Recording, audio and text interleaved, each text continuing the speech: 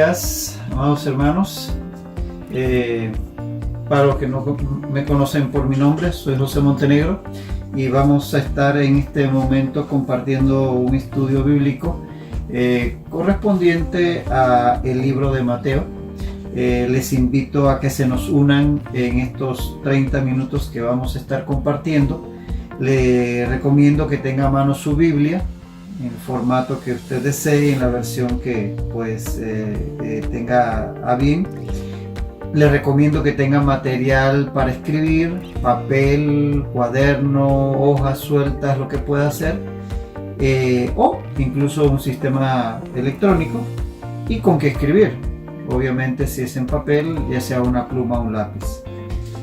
Y vamos a estar estudiando el libro de Mateo, primeramente pidiéndole al Señor la guía para hacerlo. Padre, gracias por este tiempo, gracias por la oportunidad de estudiar tu palabra. Señor, te pedimos que tu Espíritu Santo nos guíe a través de ella, en el nombre de Cristo Jesús. Amén.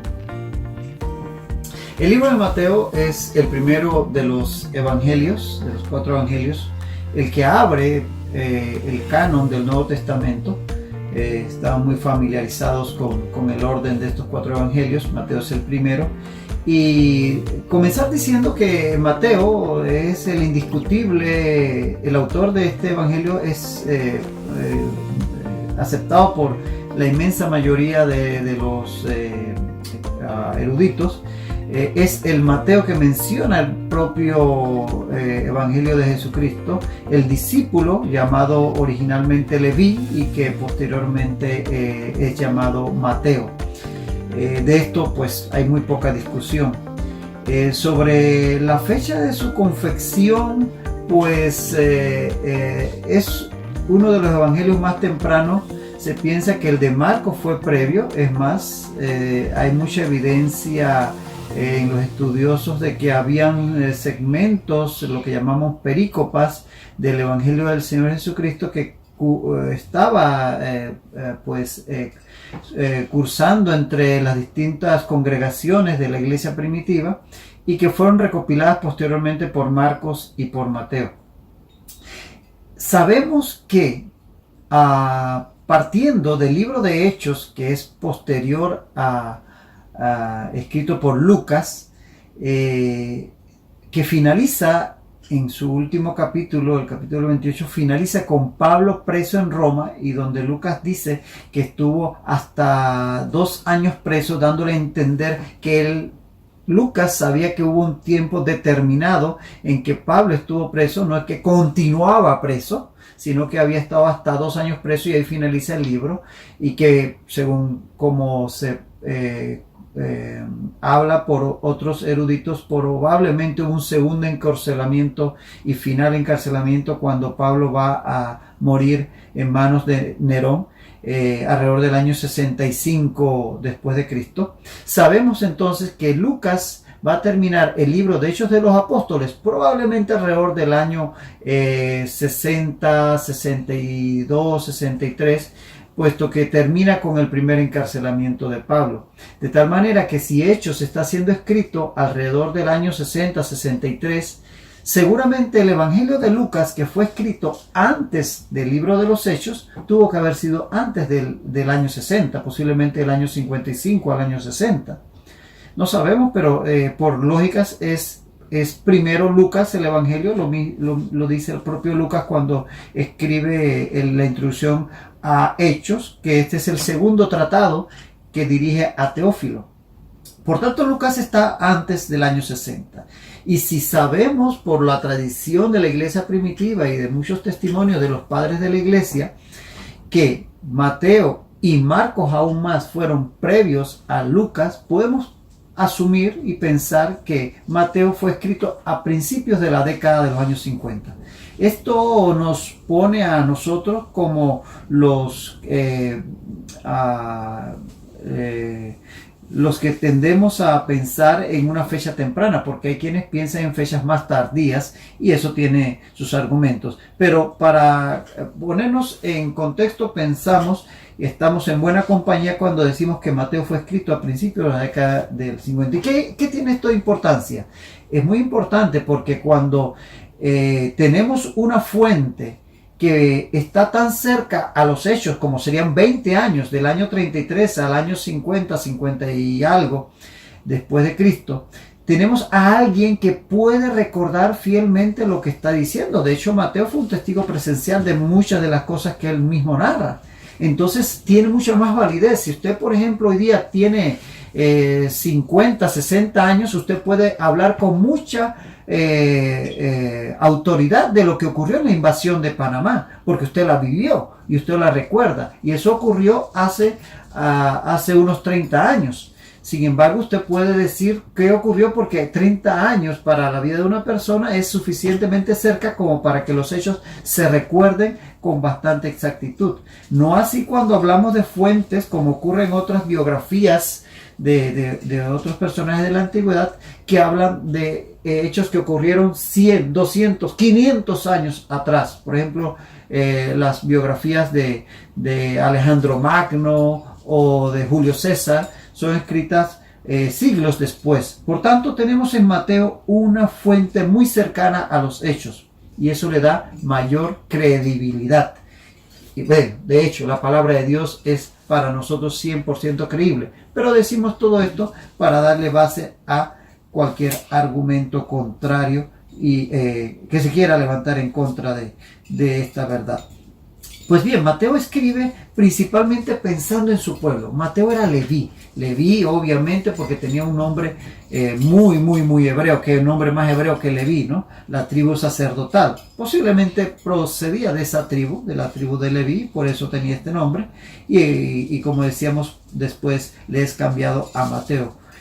Y Mateo, siendo judío, le importaba su pueblo y él va a escribir pensando en su pueblo. Por eso vamos a encontrar al estudiar el Evangelio de Mateo una gran cantidad de referencias a profecías del Antiguo Testamento. Profecías que nos fueron dadas a través de muchos siglos de la Escritura, desde el Génesis hasta Malaquías, y en donde vamos a ver al Mesías pintado prácticamente de una forma muy exacta, cosas que vamos a ver como en el Salmo 23, como en el Salmo 22, como en el capítulo 53 de Isaías, como en la imagen del Cordero Pascual, etcétera, como se reflejaba ya la persona de Jesucristo. Mateo es con mucho el evangelio que más profecías cita del Antiguo Testamento, porque le interesaba persuadir a su pueblo, a los judíos que conocían perfectamente el Antiguo Testamento, de que Jesucristo verdaderamente era el Mesías que cumplía estas profecías. Y eso caracteriza al Evangelio de Mateo. De hecho, según muchos eruditos, inclusive algunos padres de la iglesia como Ireneo, dicen que Mateo escribió originalmente su Evangelio en arameo, el idioma, el lenguaje común del Medio Oriente para los judíos y otros pueblos de esta región, y que posteriormente lo tradujo al griego. Entonces todo eso nos habla de la importancia que tiene para Mateo el testificar a su propio pueblo mediante su evangelio, porque el evangelio de Jesucristo se nos da para eso, para que creamos en él, como dice el propio evangelio de Juan, que es el Hijo de Dios. Y el caso de Mateo tenía una preocupación especial para que su pueblo, los judíos, los que no lo habían hecho, terminasen creyendo en que Jesucristo es el Hijo de Dios. De eso nos habla Mateo. Y Mateo va a comenzar precisamente con la genealogía del Señor Jesucristo, remontándose hasta Abraham, padre de la nación judía, y a David, el rey insigne de la nación de Israel. Y él comienza diciendo en el capítulo 1, verso 1, libro de la genealogía de Jesucristo, hijo de David, hijo de Abraham, poniendo desde el principio ese sello de Jesucristo como descendiente de Abraham, a quien le fue dada la promesa, con quien Dios hizo pacto de que lo levantaría para traer a través de él una gran nación que iba a levantar para traer a través de él al Mesías, a través de esa nación la escritura, a través de esa nación el ejemplo que Dios puede hacer con un pueblo que le sigue, y a través de esa nación unos mensajeros para llevar a otros pueblos ese mensaje. Los 4 propósitos de Dios al levantar una nación a través de alguien como Abraham que creyó en él. Y también dice hijo de David. Y a Jesucristo se le va a llamar hijo de David en innumerables ocasiones en el Nuevo Testamento. Pues bien, Mateo comienza desde allí. Jesucristo, hijo de David, hijo de Abraham. A diferencia de Lucas, que en su genealogía se va a Adán para identificarlo con la humanidad. Porque se verá en el caso de Lucas que se identifica Lucas con la humanidad. Mateo está enfocándose principalmente en el pueblo de Israel. Y esa genealogía que parte desde Abraham va a llegar hasta Jesucristo a través de secuencias de 14 generaciones, en segmentos de 14 generaciones. Y si usted toma lápiz y papel y anota desde Abraham, Isaac, Jacob, Judá, va a ir anotando uno a uno estos nombres y verá que desde Abraham hasta David hay 14 generaciones. Y luego, partiendo desde Salomón hasta Jeconías, hay 14 generaciones más. Y posteriormente, Jeconías, cuando se va a la deportación babilónica, hasta el Señor Jesucristo, hay otras 14 generaciones. De tal manera que si usted toma este listado y lo traza en una línea genealógica, desde Abraham hasta Jesús, hay 3 grupos de 14 generaciones, y eso nos da 6 grupos de 7, que el 7, como sabemos, tiene un simbolismo importante de plenitud dentro de el mundo bíblico.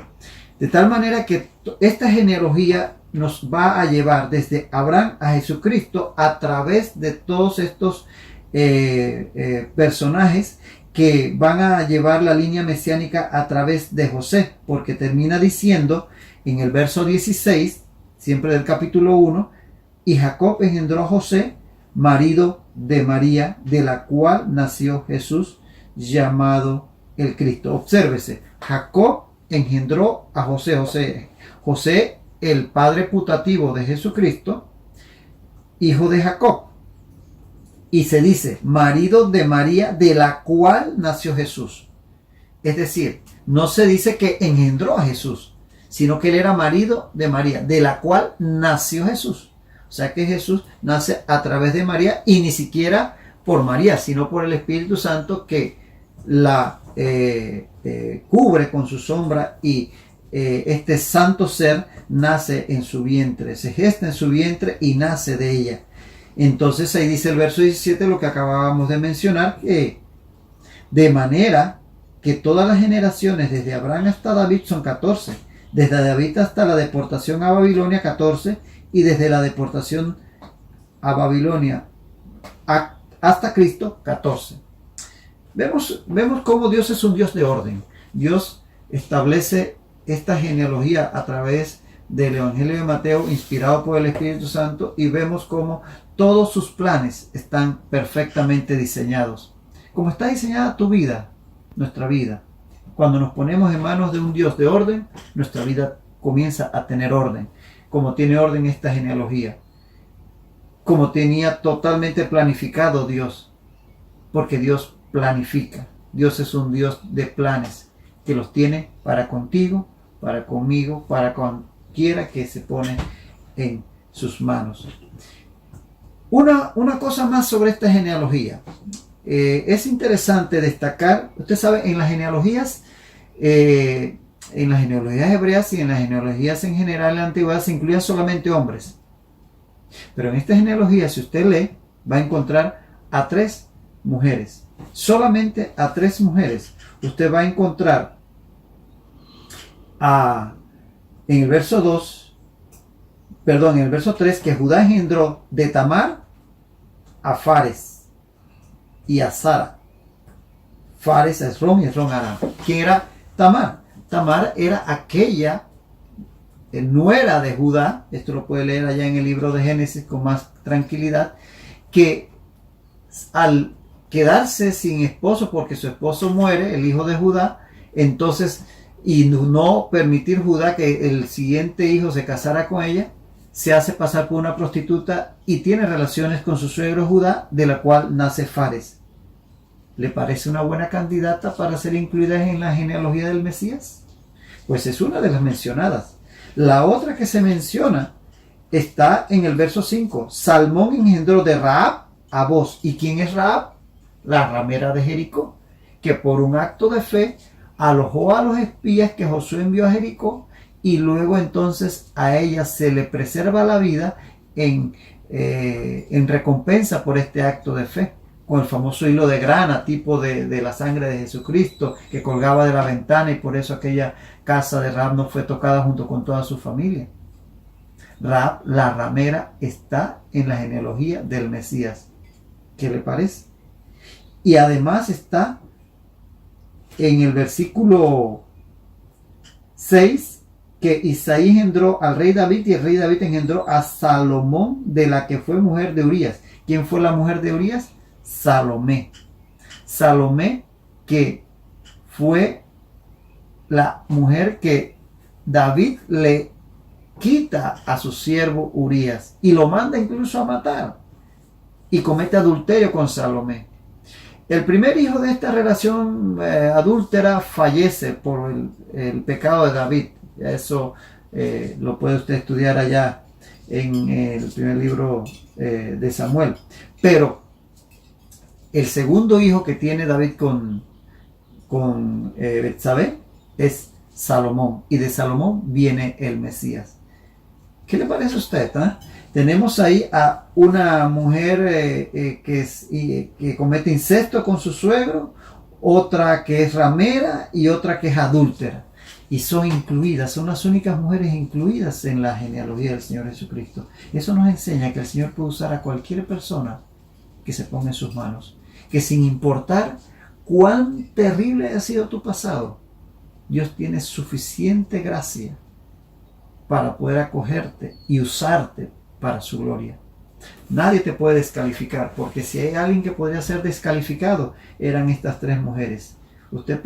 Si a usted lo hubieran puesto a elegir la línea mesiánica, seguramente no las hubiera escogido, pero ahí están.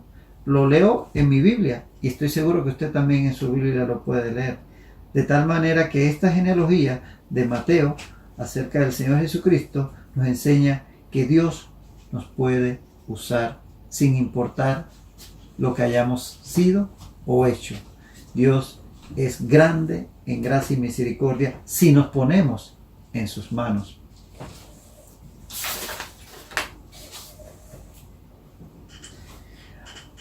Ahora, decíamos que la genealogía que tenemos delante de nosotros es la genealogía que va a llegar hasta el Señor Jesucristo a través de José. En cambio, en Lucas capítulo 3, 23 al 28, vamos a tener la genealogía que probablemente viene a través de María. Ambos eran descendientes de David, pero María descendía de Natán, otro de los hijos de David, que es el que aparece en la genealogía que menciona Lucas, mientras que José descendía a través de Salomón, del rey Salomón. Entonces vamos a ver que ambos eran descendientes del rey David. Y en ese sentido vamos a continuar acá con el nacimiento del Señor Jesucristo. Dice acá en los versículos 18 en adelante: el nacimiento de Jesucristo fue así. Estando desposada María su madre con José, antes que se juntase, se halló que había concebido del Espíritu Santo. Fíjese, Mateo narra los hechos del nacimiento de Jesús que seguramente le fueron contados a Mateo quizás por la propia María, o quizás por los familiares, incluso los hermanos de Jesús, como Santiago, por ejemplo, que fue un líder en la iglesia en Jerusalén, o el mismo Señor Jesucristo. Recuerde que Mateo caminó con el Señor Jesucristo. Así que estos hechos sobre cómo ocurrió este evento del nacimiento de Jesucristo, Mateo pudo haberlo recopilado, y como decíamos, muchos de estos elementos de los evangelios se contaban a través de los distintos seguidores de Jesucristo y se fueron recopilando posteriormente. Así que Mateo pudo tener varias fuentes. Posiblemente ya José, para la época del ministerio de Jesucristo, porque no se le menciona, ya había muerto, así que es poco probable que Mateo le hubiese entrevistado, le hubiese interrogado. Pero es muy probable que las cosas que aquí se narran acerca de José, el propio José posteriormente se las contara a María y posiblemente al mismo Señor Jesucristo o a alguno de sus hermanos, de cómo había sido este incidente tan dramático de él saber que su esposa, la que iba a ser su esposa, estaba embarazada antes de que se juntasen. Entonces, la fuente para esto seguramente es José, y posiblemente podemos argumentar fue él quien le contó a María o al mismo Señor Jesucristo, y alguna de estas fuentes por alguna forma directa o indirecta hasta Mateo. Entonces aquí tenemos que José, antes que se juntasen, es decir, antes que tuvieran relaciones sexuales, es lo que significaría ese término, que se juntase, se halló que había concebido María del Espíritu Santo. Pero dice que estando desposada María con José. ¿Qué significa esto? Desposar es la palabra griega mesteuo, de una raíz que tiene que ver con recordar, dar un recuerdo, es algo que compromete y se traduce como compromiso, matrimonio, desposar. Esa palabra es importante en este momento, porque lo que entendemos por el desposar, que aquí se traduce, es que María y José estaban ya comprometidos de una forma legalmente plena. Es decir, no habían convivido como marido y mujer físicamente, pero eran esposos. En la cultura hebrea, el matrimonio se concertaba generalmente por los padres y se formalizaba después de la adolescencia, tan temprano como a partir de los 12 años, pero generalmente entre los 15 a los 20 era cuando realmente se consumaba el matrimonio, pero usualmente lo concertaban los padres. Esto en otras culturas todavía incluso se practica. Y en el matrimonio hebreo había dos etapas. La primera era el desposorio, que equivale al compromiso que hacemos hoy en día en nuestra cultura occidental, cuando se comprometen para casarse dos novios. Bueno, el desposorio para los hebreos era algo muy, muy importante desde el punto legal. A partir de ese momento se consideraban legalmente esposos, al punto que si alguno de los dos tenía relaciones con otra persona, se le consideraba adulterio, lo que era penado con una muerte según la ley. Y en esa etapa aún no convivían físicamente. Podrían darse semanas, incluso meses, antes de la boda en sí. La segunda etapa entonces del matrimonio era precisamente la boda. Era una ceremonia de casamiento que, ojo, podía durar uno o varios días. Recordemos las bodas de Caná, en donde pues se celebraba con toda pompa aquella ceremonia, claro, dependiendo de los recursos de la pareja y sus familias, pero había una celebración en donde, ojo, no se enviaban tarjetas de invitación, llegaba todo el que quería, ay. Para nosotros hoy día eso sería un problema, ¿no? Con nuestra cultura paracaidista, pero ellos llegaban, en una boda hebrea podía llegar cualquier persona, cualquier vecino, cualquier conocido, y había que atenderlos, o sea que había que tener con qué poder festejarlos. Y a partir de entonces, de este momento, entonces sí, la pareja se iba a vivir a su nuevo hogar y ya entonces convivían físicamente. Entonces, entre la primera y la segunda etapa, como decíamos, podían pasar semanas o meses. En esa fase es donde encontramos el versículo 18 del capítulo 1 de Mateo, en donde José estaba desposado con María, pero todavía no habían convivido. En ese instante, en ese momento, cuando María todavía es virgen, todavía no había conocido varón, como ella misma testifica en el Evangelio de Lucas, es cuando se encuentra que ha concebido del Espíritu Santo. Y aquí vamos a detenernos por hoy. Mediten esto, mi amado hermano, mediten esto. En la obra del Señor, un plan maravilloso concebido en la eternidad, diseñado perfectamente y cuyos pasos se dan de una forma ineludible, ordenada, porque Dios es un Dios de orden. Él tiene en nuestras manos nuestras vidas, por tanto podemos confiar en Él porque Él lo ha diseñado completamente. Y todo lo que Él ha diseñado se va a cumplir, como se cumplió el advenimiento del Mesías. Medite en esta genealogía, cómo todo está trazado, inclusive la inclusión de 3 mujeres que no tenían por qué estar ahí, no tenían el pedigrí. Pero Dios no se fija en nuestro pasado, se fija en nuestro corazón. Él no mira lo que mira el hombre, mira lo que hay en nuestro corazón. Medite en estas palabras acerca del nacimiento de Jesucristo, en donde vemos un milagro que sobrepasa todo entendimiento. María concibe del Espíritu Santo cuando todavía ni siquiera había tenido relaciones sexuales. Un nacimiento virginal, una cosa que está por encima de la capacidad humana, pero que es parte de la evidencia de que Jesucristo verdaderamente es el Hijo de Dios. Que el Señor le bendiga.